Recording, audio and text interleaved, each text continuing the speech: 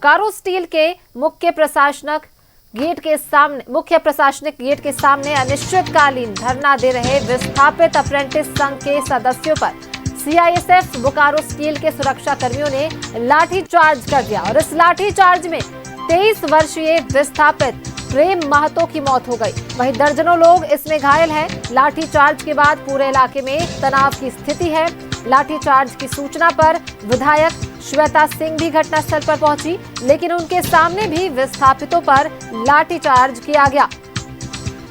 बड़ी खबर बोकारो से, जहां आंदोलन के दौरान बवाल देखने को मिला। विस्थापित अप्रेंटिस संघ के सदस्यों पर सीआईएसएफ ने लाठीचार्ज किया। एक विस्थापित की मौत, कई घायल। इलाके में तनाव की स्थिति बनी हुई है। पुलिस छावनी में तब्दील है। बोकारो में ये आंदोलन के दौरान बवाल देखने को मिला, जिसमें एक की मौत हो गई है, एक विस्थापित की मौत हो गई है। विधायक श्वेता सिंह ने मौत की पुष्टि की है। विधायक के सामने भी लाठीचार्ज हुआ। आंदोलनकारी विस्थापित अप्रेंटिस संघ प्रदर्शन कर रहा था और सीआईएसएफ बोकारो स्टील के सुरक्षा कर्मियों ने लाठीचार्ज कर दिया उन प्रदर्शनकारियों पर। तस्वीरें उस दौरान की एक्सक्लूसिव तस्वीरें आपको टीवी स्क्रीन पर दिखा रहे हैं, जहां सुरक्षा कर्मियों ने प्रदर्शनकारियों पर लाठीचार्ज कर दिया और कई इसमें घायल हो गए, कईयों को चोटें आई है और एक की इसमें मौत हो गई। 23 वर्षीय एक युवक की इसमें मौत हो गई है। बता दें कि बोकारो कांग्रेस विधायक श्वेता सिंह मौके पर पहुंची, उनके सामने भी लाठीचार्ज होता रहा।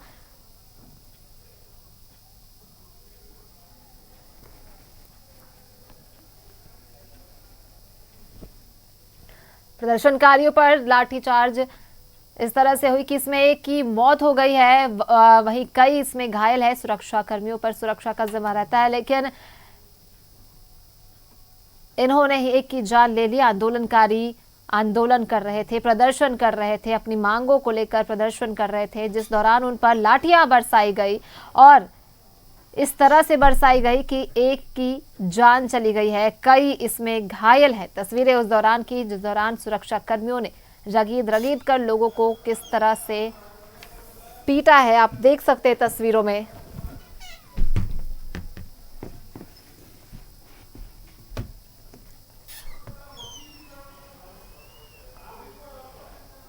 आप देख सकते हैं किस तरह से लोग घायल हो गए इसमें प्रदर्शन करने के दौरान, उन पर लाठियां बरसाई गई। अप्रेंटिस संघ के लोग यहाँ पे बैठे हुए थे आज आंदोलन के लिए। यहाँ से इधर से हमला हुआ है सीआईएसएफ का, हमारे बच्चे घायल हुए हैं। सूचना है कि एक बच्चे का मौत भी हुआ है। अप्रेंटिस संघ के लोग यहाँ पे बैठे हुए थे आज आंदोलन के।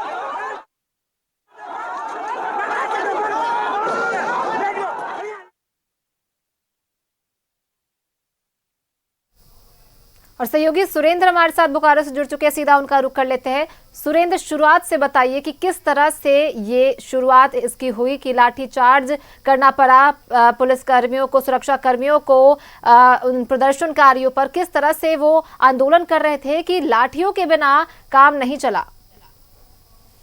देखिए, सुबह से ही जो विस्थापित अप्रेंटिस संघ के लोग हैं यहाँ पर अनिश्चितकालीन धरना देने के लिए आए थे। जब सुबह यहाँ पर आए तो जो भी गाड़ियां प्लांट की ओर जा रही थी उन्हें रोकने का काम किया। एक दो गाड़ी के शीशे भी तोड़ने का इन्होंने काम किया। वहीं मोटरसाइकिल वाले थे, मोटरसाइकिल भी पलट दी और जो भी व्यक्ति जा रहे थे उन व्यक्तियों के पर डंडे चलाने का काम कर रहे थे। उसके बाद ही यहाँ जो सीआईएसएफ और होमगार्ड के जवान थे शांति बनाए रखे हुए थे और लगातार यह आंदोलन चलता रहा।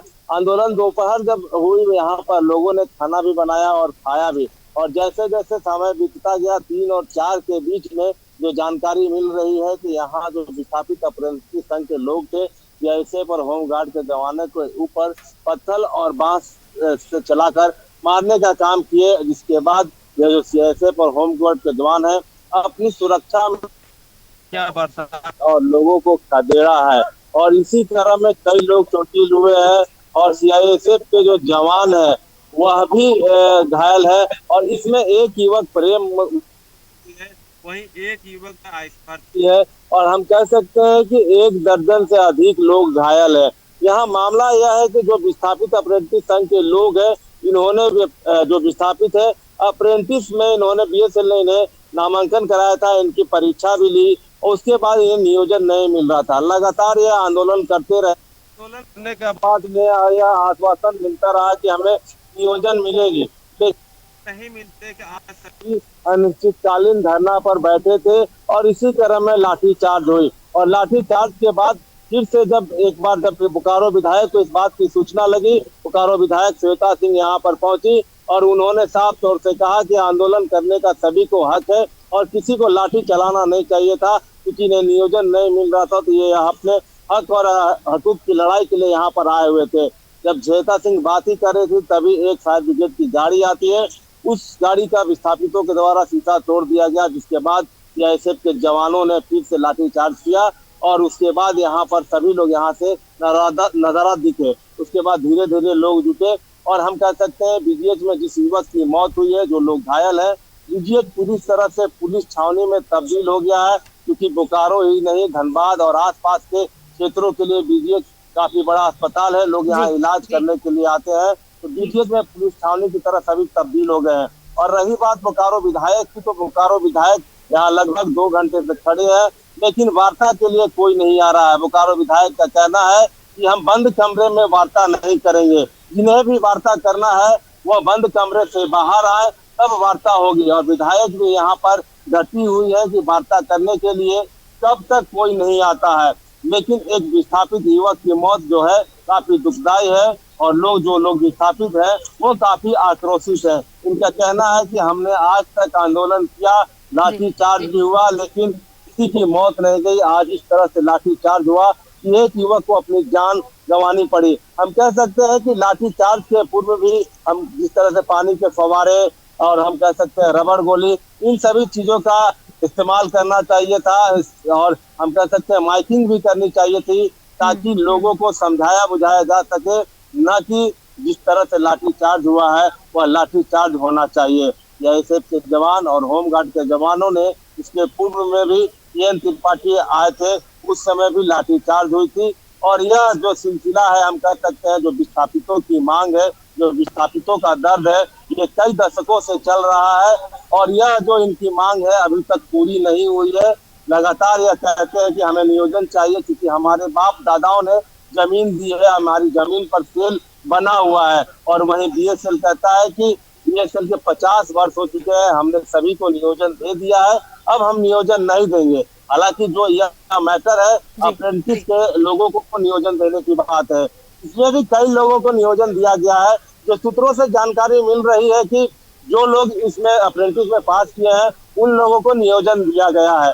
वहीं हम बात करें तो सांसद प्रतिनिधि जो है श्याम गुप्ता भी आए थे, उन्होंने कहा कि धीरे धीरे करके सभी को नियोजन देना चाहिए था, लेकिन स्थिति इतनी बिगड़ जाएगी हमने सोचा ना था, न विस्थापितों ने सोचा था, न सीआईएसएफ को लोगों ने सोचा था, न बीएसएल के अधिकारियों ने सोचा था। इसको हम कह सकते हैं कि यह बड़ी घटना है बोकारो के लिए। और यहाँ पर लोग हम कह सकते हैं एडीएम बिल्डिंग गेट के समक्ष अभी भी डटे हुए हैं, धरना प्रदर्शन कर रहे हैं। लोग यहाँ पर कह रहे हैं कि हम किसी को छोड़ने नहीं जा रहे हैं, हमारा एक विस्थापित का बेटा मरा है और हम शांत बैठने वाले नहीं हैं। जी बिल्कुल सुरेंद्र, ये बहुत बड़ी घटना है। नियोजन की मांग की जा रही है, प्रदर्शनकारी तो नियोजन की मांग की जा रही है और उन पर लाठियां बरसाई जा रही है। एक ने अपनी जान गंवा दी।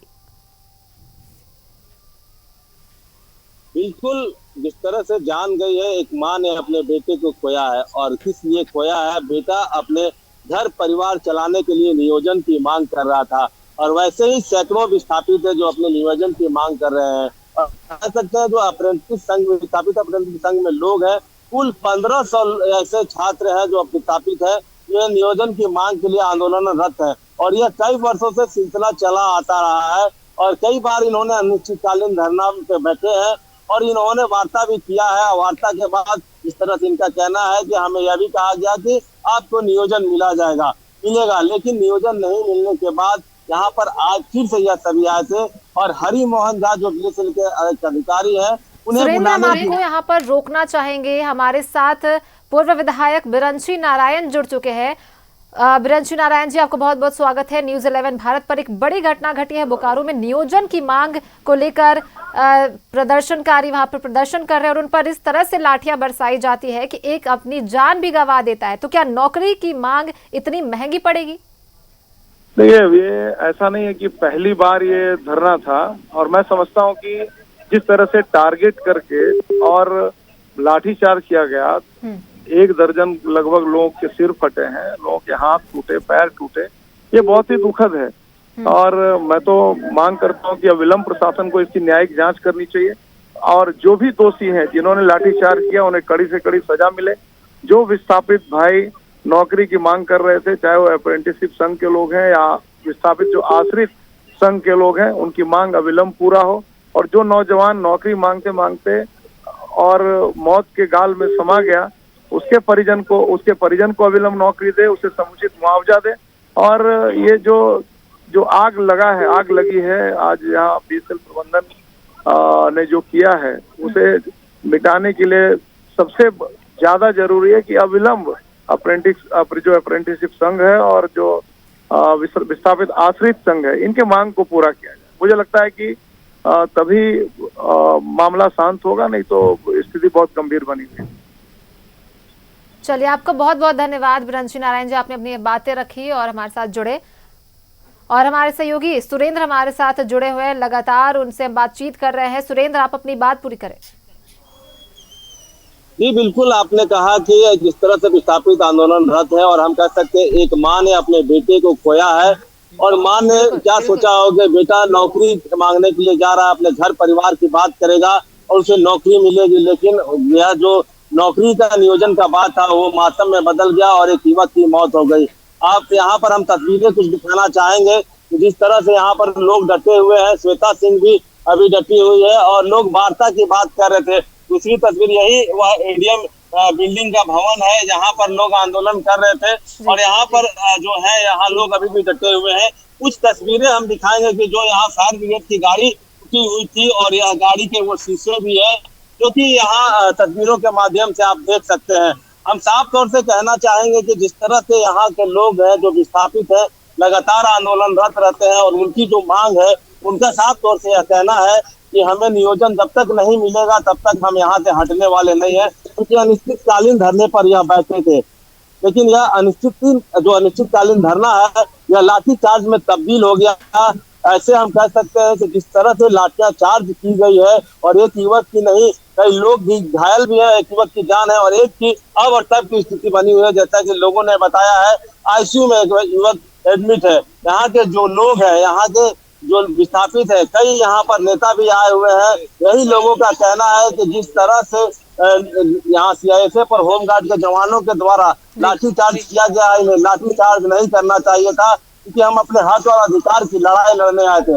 ऐसे में अगर हमें जान गंवाना पड़ेगा तो हम भी पीछे नहीं हटेंगे, हम डट कर लड़ेंगे। हमारे साथ जो होगा वो हम दूसरों के साथ भी करने का काम करेंगे। तो हम कह सकते हैं कि जिस तरह से लोग यहाँ पर लगे हुए हैं, डटे हुए हैं और लगातार धीरे धीरे भीड़ बढ़ती जा रही है, क्योंकि एक युवक की मौत हुई है और जिस गांव की युवक की मौत हुई है वहाँ के लोग भी यहाँ पर धीरे धीरे पहुँच रहे हैं और उसकी लड़ाई में शामिल हो रहे हैं। मौजूद है क्या वहाँ पर अभी भी विधायक वहीं पर जमी हुई है? और ये भी बताएं कि उन घायलों की क्या कुछ स्थिति का अपडेट क्या है?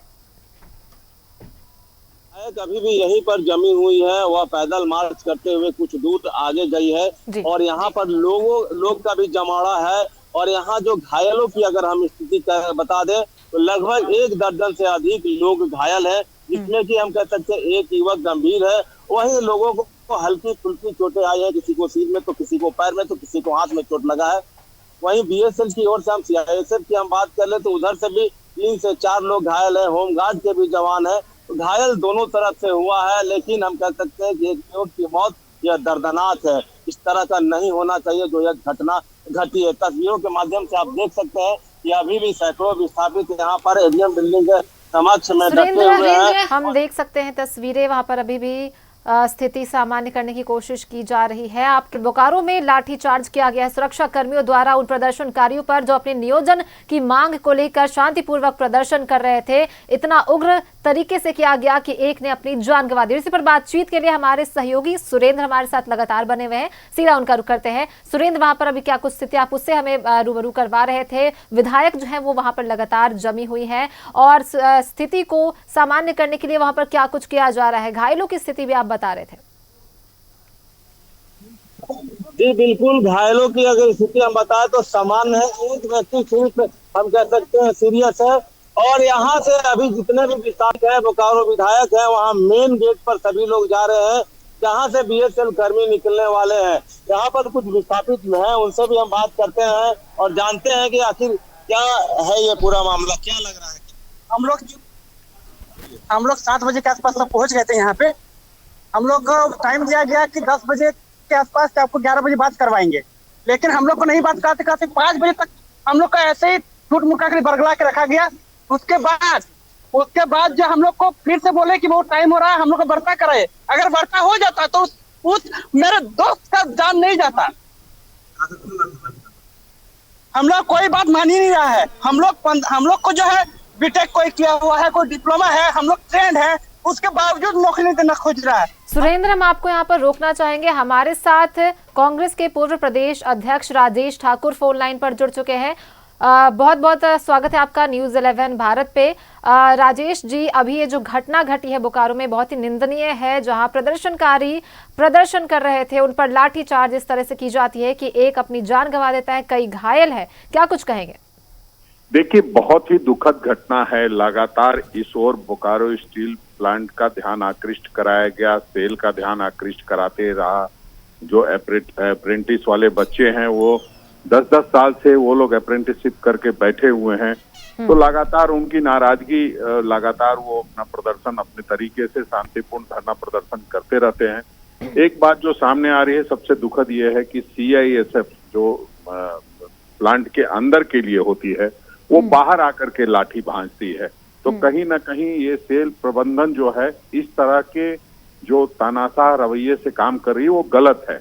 एक जो रोजगार का मामला है जो शुरू से विस्थापितों को मिलते आया है, वहाँ के आसपास के लोगों को, वहाँ जो अनुकंपा वाले लोगों, सबको अप्रेंटिसशिप करा दिया जाता है और उसके बाद उन्हें नौकरी नहीं दी जाती है।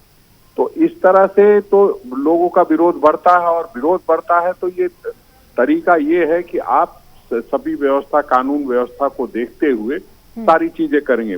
सीआईएसएफ कैसे लाठीचार्ज करती है समझ से पड़े है। पिछले दिनों वहाँ केएन त्रिपाठी जी ने जब मजदूरों को लेकर के आंदोलन किया था, उस दौरान भी ऐसी घटना सामने आई थी कि सीआईएसएफ के लोग लाठीचार्ज कर रहे थे। वो किसके आदेश से करते हैं lathi charge?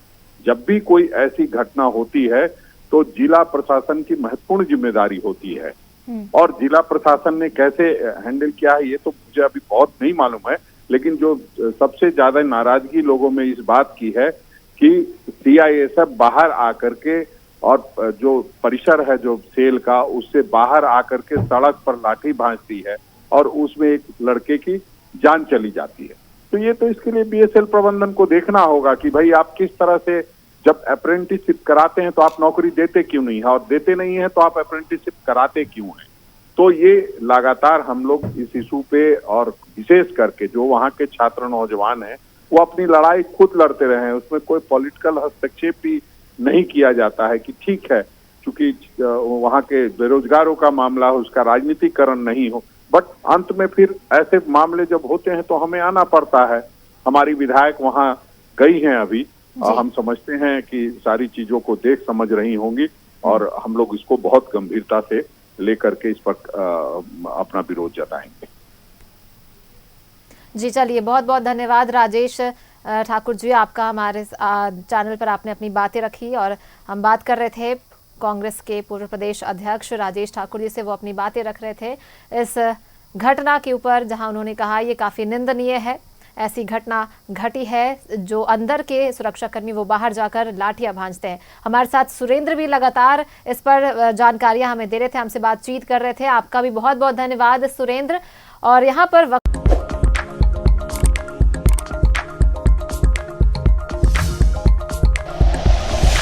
Like and share videos, subscribe करें हमारा चैनल और प्रेस करें बेल आइकॉन। न्यूज़ 11 भारत।